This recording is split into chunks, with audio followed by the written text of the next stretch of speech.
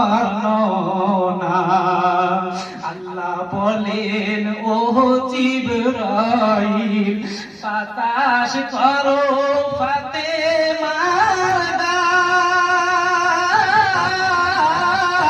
পুত্র শোকে জ্বলছে আগুন, বাতাসে কি ঠান্ডা হয়। বাদাম ছেড়ে দিলাম, আবার হুসাইনের মস্তক মোবারক খানা কেটে নিল।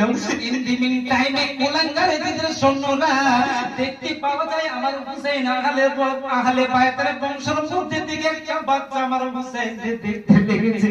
বাদাম আহলে বায়তের তাবুগুলো ধরিয়ে দিয়েছে, বাচ্চাদের গায়ে আগুন ধরে দিয়েছে।